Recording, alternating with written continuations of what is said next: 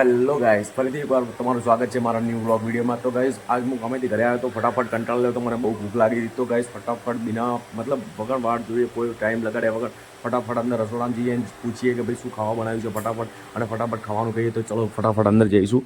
તો ગાઈસ, હું અંદર જઈને પૂછી લઉં ભાઈ શું બનાવ્યું છે. તો ચલો જઈએ છે. ભાઈ શું ખાવાનું બનાવ્યું છે?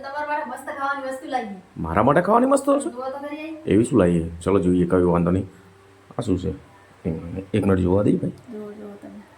અચ્છા, ઓકે, શું વાત છે, મસ્ત વસ્તુ લાવી. તો કાજુ કરી લાવી છે.